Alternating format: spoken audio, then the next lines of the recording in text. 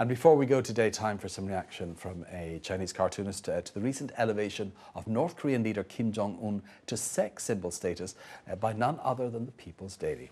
Our cartoonist today is named Harry, in a bit of a departure. We're going to an English language Chinese newspaper. This is the South China Morning Post, published in Hong Kong. That's why the caption is in English. If we have a look at it there, we can see the distinctive features of North Korea's supreme leader, Kim Jong-un. He's wearing Y-fronts, underpants, and he's talking to one of his generals who's saying, "You're right, dear sexy leader.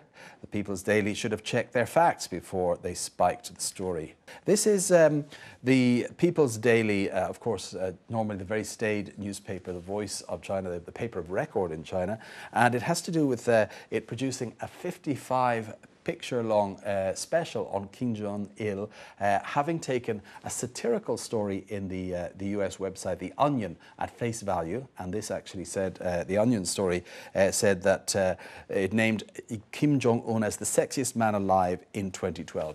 Now, according to the South China Morning Post, where this cartoon is printed, the story originally in China was picked up by Phoenix Television. That's a Hong Kong-based television company. Now, they did take it as a satirical piece and put it out as a joke. However, then it went to the Yangtze Evening Post, where it wasn't marked. It was marked as straight news. From then it went on to another state newspaper, the Guangming Daily. From then to the People's Daily, who in its society section republished the satirical quote from The Onion, which says, "With his devastatingly handsome round face, his boyish charm, and his strong, sturdy frame, the Pyongyang-bred heartthrob is every woman's dream come true." And they linked it then to these 55 photos, actually from the Korean propaganda photos of Kim from the Korean news agency called KCNA. They did remove it. They did eventually admit that it was that they realized that it was a satirical piece.